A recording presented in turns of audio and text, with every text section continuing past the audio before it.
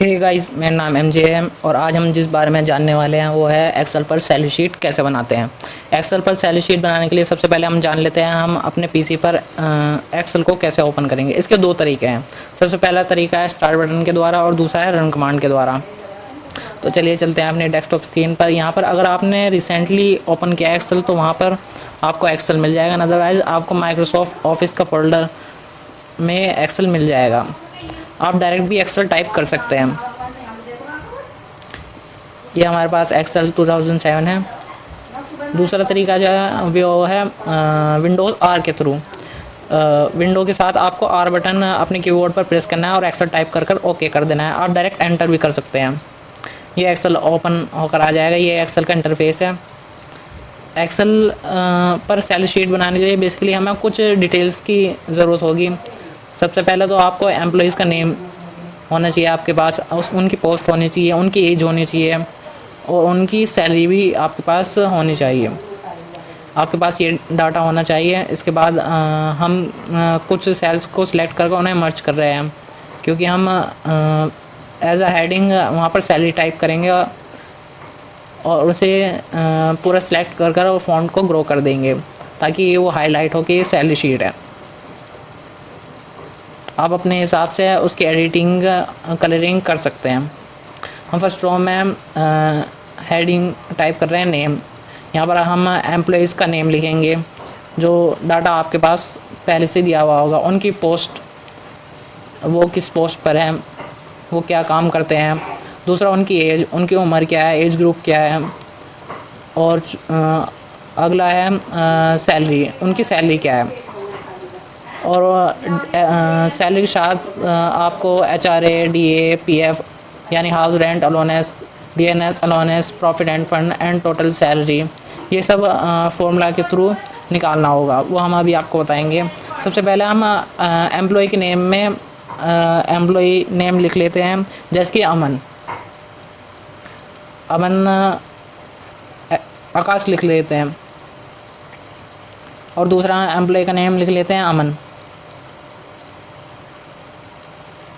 और तीसरे एम्प्लॉय का नेम हम चालू टाइप कर रहे हैं। ये जो डाटा है आप अपने हिसाब से टाइप कर सकते हैं, जैसा आपको आपके पास होगा। और अभी हम सिर्फ 3 एम्प्लॉयज़ के नेम लिख रहे हैं।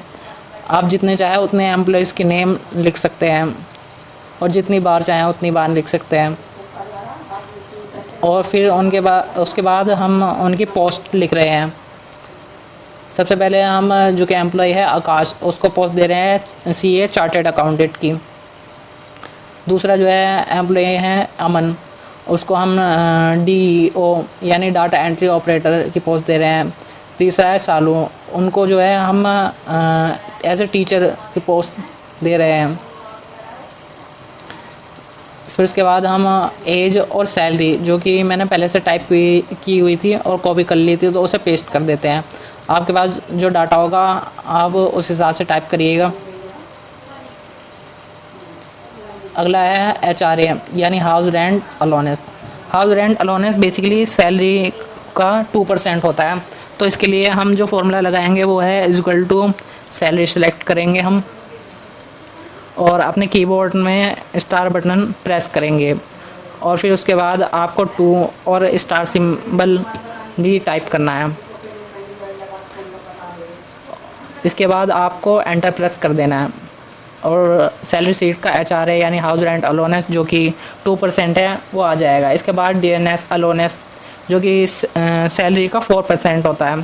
तो इसके लिए भी हम सैलरी सेलेक्ट करेंगे इक्वल टू सैलरी सेलेक्ट और स्टार और 4% साइन आपको ध्यान रखना है और एंटर प्रेस कर देना है। तीसरा जो है वो है PF यानी प्रॉफिट एंड फंड। ये जो है सैलरी का 5% होता है। तो इसके लिए आपको इक्वल टू सैलरी सेलेक्ट करनी है और स्टार कर 5% टाइप करना है और एंटर प्रेस कर देना है। आप देख सकते हैं हम जो भी फॉर्मूलाज हैं वो सबसे पहले पहली ही रो में लगा रहे हैं। आपको बार बार फॉर्मूलाज लगाने या टाइप करने की ज़रूरत ही नहीं पड़ेगी, इसलिए वो हम आपको बताएंगे अभी कैसे। लास्ट जो है वो है टोटल सैलरी। इस टोटल सैलरी जो है बेसिकली आपको इक्वल टू सैलरी सेलेक्ट करनी है और उसमें HRA house rent allowance add करना है। फिर उसके बाद DA DNS अलाउंस ऐड करना है और उसके बाद उसमें से सब्ट्रैक्ट करना है आपको प्रॉफिट एंड फंड, और आपको एंटर प्रेस कर देना है। जो टोटल सैलरी है इसका कॉलम थोड़ा सा सिंक है, इसको ग्रो कर देते हैं। इसके बाद जो फॉर्मूलाज हैं, जैसे ही प्लस वाइट बोल्ड में से ब्लैक लाइंस में आ जाएगा, आपको माउस से लेफ़्ट बटन लॉन्ग प्रेस कर कर नीचे को पुल कर देना है। इसी तरीके से सारे ये सेल्स में सेम फॉर्मूला ऐड हो जाएगा, आपको बार बार टाइप करने की ज़रूरत नहीं पड़ेगी। जहाँ तक भी आपके एम्प्लॉयज़ के नेम है या फिर जितना भी आपने डाटा टाइप कर रखा है, आपको वहाँ तक अपने माउस को लेकर जाना है। दूसरा, हम इसको अट्रैक्टिव बनाने के लिए जैसा आप सही समझे, हमने पहली रो और पहली कॉलम को बोल्ड किया है और लास्ट में टोटल सैलरी को इटैलिक कर दिया है, इटैलिक फॉर्म में। आप इसमें कलरिंग भी ऐड कर सकते हैं, जैसे कि मैंने जो सेल सेलेक्ट किए हैं उसको मैंने कलर ऐड किया है पैरेट ग्रीन। और जो फ़ॉन्ट का कलर है वो भी आप चेंज कर सकते हैं, जैसे कि मैंने यहाँ पर रेड कलर दिया है जो कि डार्क रेड है। इसी तरीके से आप सेल शीट वाले सेल को आपने जितने सेल सेलेक्ट किए हैं आप उस हिसाब से अलग अलग कलर भी दे सकते हैं। आप हर एक सेल को भी अलग कलर और अलग फ़ॉन्ट दे सकते हैं, जैसे कि यहाँ पर हमने कैलिबर टाइप कर रखा है। इसी के साथ हमारी आज की ये वीडियो ख़त्म होती है। थैंक यू वेरी मच, फिर मिलेंगे।